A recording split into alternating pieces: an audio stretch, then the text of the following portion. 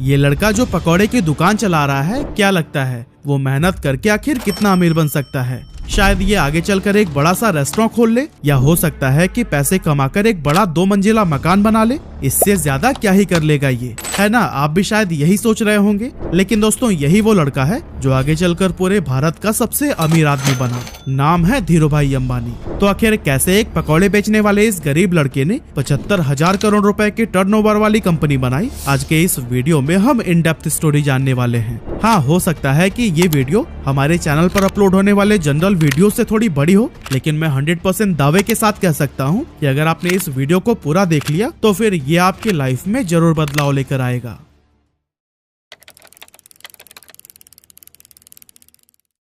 तो दोस्तों, इस कहानी की शुरुआत होती है 28 दिसंबर 1932 से, जब गुजरात के चोरवाड़ गांव के एक मिडिल क्लास फैमिली में धीरजलाल हीरालाल अंबानी का जन्म हुआ था। और यही साधारण सा दिखने वाला लड़का आगे चलकर धीरूभाई अंबानी के नाम से फेमस हुआ। इनके पिता हीराचंद गोवर्धन भाई अंबानी गांव के ही स्कूल में बच्चों को पढ़ाने का काम करते थे। और कुछ इसी तरह से जब धीरूभाई अंबानी 5 साल के हुए, तब उनका एडमिशन बहादुर खानजी स्कूल में करा दिया गया। हालांकि धीरूभाई अंबानी को पढ़ाई लिखाई से कोई खास लगाव नहीं था, फिर भी पिता के डर से न चाहते हुए भी उन्हें स्कूल जाना ही पड़ता था।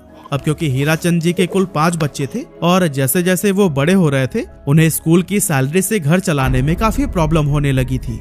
और दोस्तों, इसी गरीबी और तंगहाली से ही परेशान होकर एक दिन धीरूभाई अंबानी ने फैसला किया कि अब वो पढ़ाई छोड़कर कोई काम करेंगे। वैसे तो बेटे के इस फैसले से हीराचंद काफी नाराज हुए और उन्हें वापस स्कूल भेजने की कोशिश में लग गए, लेकिन धीरूभाई के जिद के सामने उन्होंने भी हार मान ली। अब दोस्तों, यहाँ धीरूभाई काम तो करना चाहते थे, लेकिन आखिर करें क्या, ये उन्हें समझ नहीं आ रहा था। और इस तरह से काम की तलाश में वो इधर उधर घूमते रहे। और फिर इसी टाइम पर वह अपने गांव के एक मंदिर पहुंच गए। उन्होंने देखा कि अक्सर सुनसान रहने वाले मंदिर परिसर में आज बहुत भीड़ लगी हुई थी।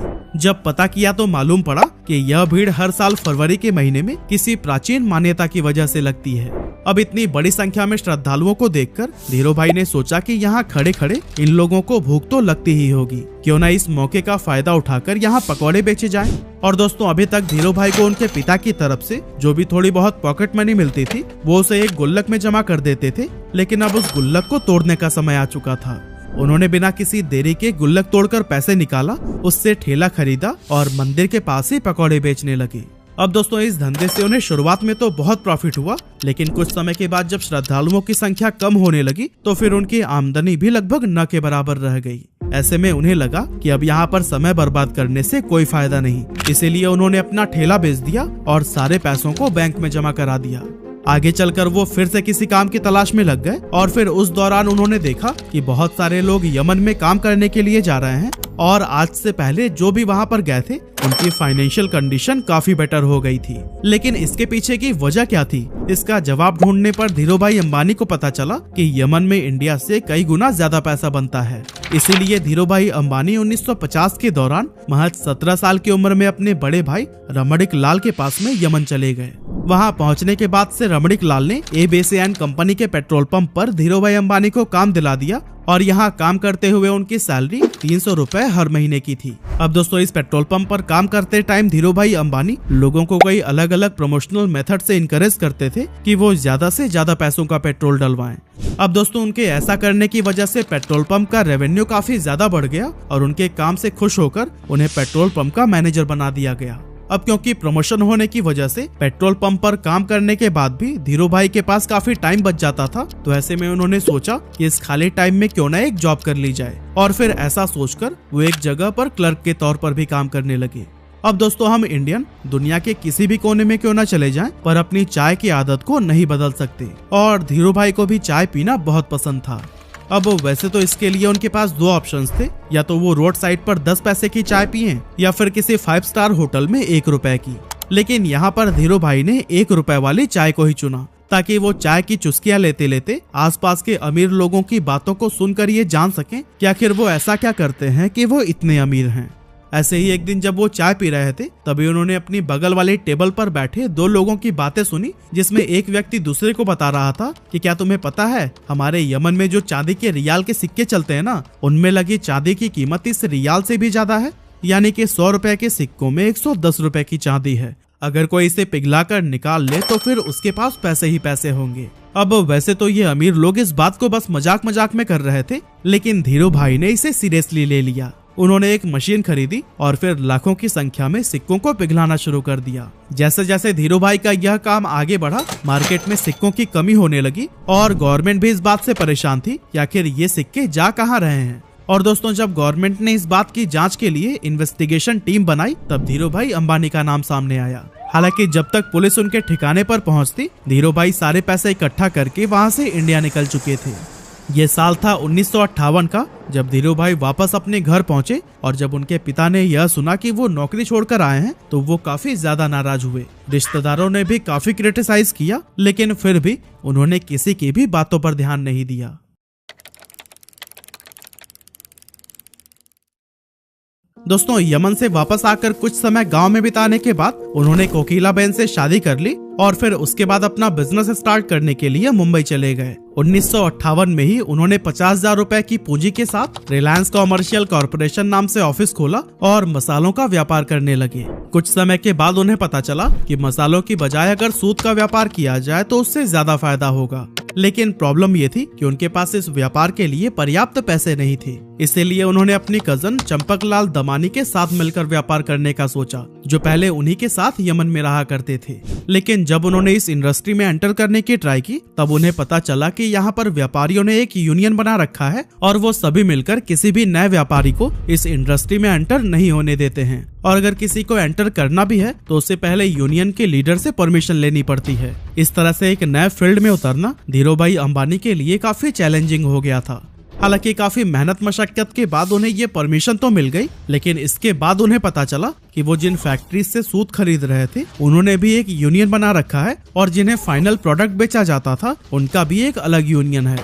इस तरह से ये सभी मिलकर इन बीच के ही व्यापारियों को लूट रहे थे, क्योंकि एक तो फैक्ट्री वाले सूत महंगे में सेल कर रहे थे और दूसरी तरफ खरीदार उसे सस्ते में ले रहे थे। बीच में नुकसान हो रहा था धीरू भाई और उनके जैसे कई सारे व्यापारियों का।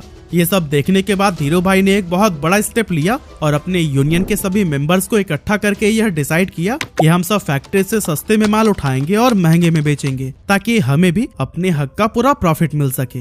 हालांकि ऐसा करने पर मुंबई के कई बड़े व्यापारी नाराज हो गए और इसीलिए उन्होंने एक IAS ऑफिसर को पैसे खिलाकर उस जगह पर ताला लगवा दिया जहां पर खरीदारी के लिए बोली लगाई जाती थी।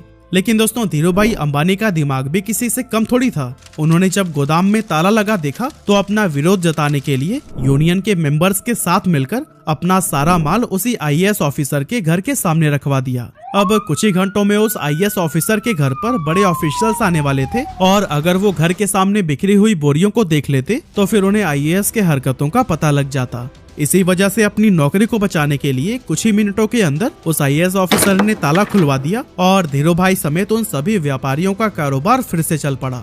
अब दोस्तों, इसके कुछ साल के बाद तक तो सब कुछ सही चल रहा था, लेकिन फिर चंपकलाल दमानी और धीरू भाई अंबानी के बीच में डिस्प्यूट होने लगी।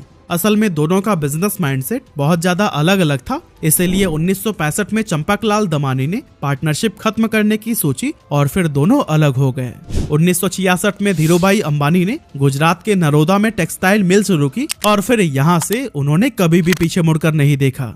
उसी दौरान सरकार रिप्लेनिशमेंट लाइसेंस लेकर आई, जिसके तहत व्यापारी बाहर के देशों से सस्ते फैब्रिक मंगा सकते थे, लेकिन शर्त ये थी कि उससे कुछ नया बनाकर वापस से दूसरे देश में एक्सपोर्ट करना होगा। यहाँ पर धीरू भाई अंबानी ने चालाकी दिखाते हुए अपनी सारी सेविंग से विदेशी फैब्रिक खरीद लिया और फिर उससे तरह तरह के आउटफिट्स जैसे कि टी-शर्ट, शॉल और शॉर्ट्स बनाने लगी। इस नए कारोबार के लिए ब्रांड नेम रखा गया था विमल, जो कि उनके बड़े भाई रमणीकलाल अंबानी के बेटे विमल अंबानी के नाम पर रखा गया था। अब मशीनें लग चुकी थी, कपड़ों का प्रोडक्शन भी भारी मात्रा में कर लिया गया था, लेकिन उन्हें बाजार में उतरने से रोकने के लिए दूसरे टेक्सटाइल मालिकों ने एक चाल चली। एक्चुअली उन्होंने अपने सभी रिटेलर से यह कह दिया था कि अगर धीरू भाई अंबानी से आपने माल खरीदा तो फिर वो उन्हें आगे से माल नहीं देंगे। लेकिन दोस्तों, दूसरे टेक्सटाइल मालिकों की ये साजिश भी धीरू भाई अंबानी को रोक नहीं सकी। धीरू भाई पूरे देश में घूमे और रिटेलर्स को ये भरोसा दिलाया कि वो माल उन्हीं से ही खरीदे। उन्होंने सभी रिटेलर्स से ये वादा किया कि अगर नुकसान होगा तो उनके पास आना और अगर मुनाफा हुआ तो अपने पास रख लेना। धीरू भाई की ये बात थोक व्यापारियों को भी भा गई और उन्होंने उनसे जमकर कपड़े की खरीदारी की। अब चूंकि पॉलिस्टर की क्वालिटी मार्केट में मौजूद बाकी ब्रांड्स के मुकाबले बहुत ही बढ़िया थी, इसीलिए विमल के कपड़ों की डिमांड बहुत तेजी से बढ़ने लगी। और दोस्तों एक मौका तो ऐसा भी आया जब एक ही दिन में देश भर में विमल के 100 शोरूम्स का उद्घाटन किया गया और विमल उस जमाने का नंबर 1 पॉलिस्टर ब्रांड बन गया। इसके अलावा वर्ल्ड बैंक की टीम ने जब धीरू भाई के नरोदा स्थित कपड़ा मिल का इंस्पेक्शन किया तो फिर उन्होंने इसे इंडिया का बेस्ट टेक्सटाइल मिल कहा। साथ ही यहाँ पर बने हुए कपड़े डेवलप्ड कंट्री के स्टैंडर्ड्स पर भी एक्सीलेंट साबित हुए। लेकिन दोस्तों ये सफर धीरू भाई अंबानी के लिए इतना आसान नहीं था, क्योंकि जब इनके कॉम्पिटिटर्स को ये पता चला कि धीरू भाई अंबानी रिप्लेनिशमेंट का गलत फायदा उठा रहे हैं, तब उन्होंने धीरू भाई अंबानी पर केस कर दिया। इसके बाद से धीरू भाई अंबानी ने ये सफाई दी कि शर्तों में ये कहाँ लिखा गया है कि बाहर के देशों से माल मंगाकर 100% प्रोडक्ट को ही एक्सपोर्ट कर देना है। असल में धीरू भाई अंबानी विदेशी फैब्रिक से बनाए गए कपड़ों में से कुछ हिस्सा फॉरेन मार्केट के लिए रवाना कर देते थे और फिर बाकी का डोमेस्टिक के लिए रख लेते थे। और दोस्तों उनकी इस स्ट्रैटेजी से उनके बिजनेस को काफी प्रॉफिट भी हुआ। साथ ही विमल देश सहित विदेशों में भी अपनी अच्छी पहचान बनाने में कामयाब हो गया। इस एरिया में मिली सफलता के बाद धीरू भाई अंबानी ने धीरे धीरे कई और भी दूसरे सेक्टर्स में अपने बिजनेस को एक्सपेंड करना शुरू कर दिया। 8 मई 1973 को कंपनी का नाम रिलायंस कॉमर्शियल कॉरपोरेशन से बदलकर रिलायंस टेक्सटाइल इंडस्ट्रीज लिमिटेड कर दिया गया और 1976-77 के बीच इसका एनुअल टर्नओवर 70 करोड़ रुपए हो गया था। अब दोस्तों आया जनवरी 1978, जब धीरू भाई अंबानी ने आजाद भारत का पहला आईपीओ लाने का विचार किया और फिर अपनी कंपनी को बॉम्बे और अहमदाबाद स्टॉक एक्सचेंज पर लिस्ट कर दिया। 10 रुपए शेयर प्राइस पर 2.8 मिलियन इक्विटी शेयर्स का आईपीओ पेश किया गया, जिस पर इन्वेस्टर्स ने जमकर भरोसा जताया और 58,000 इन्वेस्टर्स ने इसमें इन्वेस्ट किया था। इस स्टॉक से लोगों ने भरपूर प्रॉफिट कमाया और ये इतना पॉपुलर हो गया कि जब 1986 में कंपनी की एनुअल शेयर होल्डर मीटिंग रखी गई तो फिर उस टाइम पर 30,000 शेयर होल्डर्स उसमें शामिल हुए, जो कि इंडियन कॉर्पोरेट हिस्ट्री में एक रिकॉर्ड बन गया था। कमाल की बात तो ये थी कि उस टाइम पर बॉम्बे में एक भी ऐसा हॉल नहीं था जो कि इतने लोगों की कैपेसिटी को होल्ड कर सके। इसी वजह से इस मीटिंग को एक मैदान में ऑर्गेनाइज किया गया था। 1980 में धीरू भाई अंबानी ने महाराष्ट्र के पाताल गंगा में पॉलिस्टर फाइबर धागे का कारखाना खोला और काफी कोशिशों के बाद तेल के उत्पादन के लिए भी सरकार से लाइसेंस हासिल कर ली। इस तरह एक टाइम पेट्रोल पंप पर काम करने वाले धीरू भाई अंबानी की अपनी खुद की ऑयल प्रोडक्शन कंपनी हो गई। इसके बाद आया 16 फरवरी 1986, जब धीरू भाई को पहला हार्ट अटैक आया। एक्चुअली उन्होंने अपने बेटे मुकेश अंबानी को बताया कि उनकी पीठ में काफी तेजी से दर्द हो रहा है और इससे पहले कि उन्हें हॉस्पिटल लेकर जाया जाता वो अनकॉन्शियस हो गए थे। अब जब मुकेश अंबानी उन्हें लेकर अफरा तफरी में हॉस्पिटल पहुंचे तो डॉक्टर्स ने कहा कि अगले 42 घंटे इनके लिए बहुत ज्यादा क्रिटिकल हैं। लेकिन दोस्तों इतनी सीरियस हालत होने के बावजूद होश आते ही उन्होंने अपने बेटे को देखते हुए कहा, तुम परेशान मत होना बेटा, मैं सब ठीक कर दूंगा। इस स्ट्रोक के बाद से धीरू भाई अंबानी का एक हाथ पैरालाइज हो गया था, लेकिन धीरू भाई अंबानी ने डिसाइड किया कि ये उनकी कमजोरी नहीं बनेगा। इसीलिए लगातार 3 महीनों तक उन्होंने खूब एक्सरसाइज की, डाइट पर पूरा ध्यान दिया और लाइफस्टाइल में बदलाव किया। इसका असर ये हुआ कि धीरू भाई का हाथ पहले से काफी ठीक हो गया। अब दोस्तों आगे चलकर धीरू भाई अंबानी एक ऐसे गोल्डन एरा में एंटर हुए जब इनके बिजनेसेस कई सारे सेक्टर्स में तेजी से एक्सपेंड होने लगे। एक्चुअली 1992 में धीरू भाई अंबानी ने वो करके दिखाया जो कि उस समय की बड़ी बड़ी इंडियन कंपनीज ने सपने में भी नहीं सोचा था। असल में इस साल कंपनी ने ग्लोबल मार्केट से भी फंड जुटाना शुरू कर दिया और ऐसा करने वाली रिलायंस देश की पहली कंपनी बन गई थी। साल 1995-96 में धीरू भाई अंबानी ने 9X USA के साथ मिलकर अपनी telecom company Reliance telecom private limited की भारत में शुरुआत की। इसके बाद से 1998 से 2000 के दौरान धीरू भाई अंबानी ने दुनिया के सबसे बड़े रिफाइनरी पेट्रोकेमिकल्स को गुजरात के जामनगर में ओपन किया। और दोस्तों इस टाइम तक धीरू भाई अंबानी का इतना बड़ा नाम हो गया था कि उन्हें देश सहित विदेशों में भी पॉपुलैरिटी मिलने लगी थी। ये पॉपुलैरिटी तब और भी इंक्रीज हो गई जब साल 1996, 98 और 2000 यानी कि 3 साल उन्हें एशिया वीक मैगजीन ने power 50 most powerful people in Asia की लिस्ट में शामिल किया था। ये इंडिया के लिए बहुत ही गर्व की बात थी और इससे भारत के पोटेंशियल्स के बारे में बाकी के देशों को भी अंदाजा होने लगा था। इतना ही नहीं, 15 जून 1998 को धीरू भाई अंबानी पहले इंडियन बने जिन्हें बेहतरीन लीडरशिप के लिए the Wharton school university of Pennsylvania की तरफ से डीन्स मेडल से नवाजा गया था।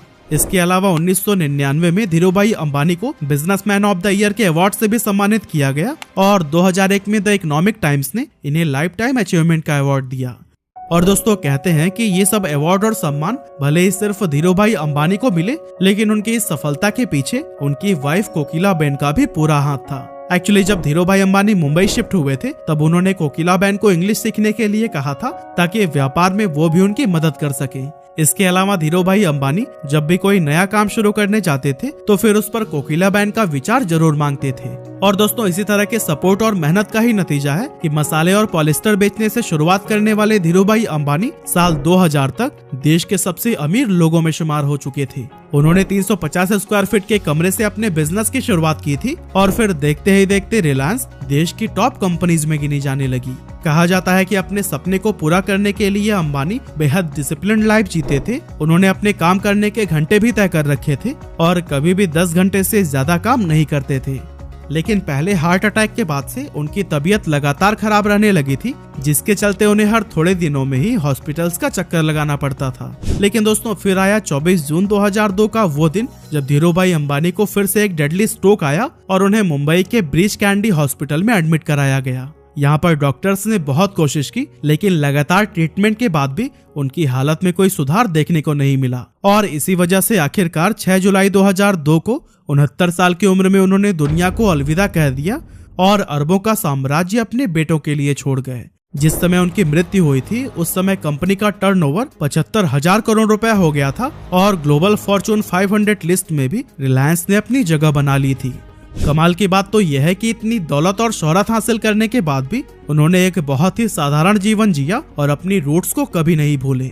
एक मामूली से पकौड़े बेचने वाले के लिए जीरो से शुरुआत करके कई पीढ़ियों तक चलने वाला एक साम्राज्य खड़ा करना ऑलमोस्ट इम्पॉसिबल था, लेकिन धीरूभाई अंबानी ने यह काम करके दिखा दिया।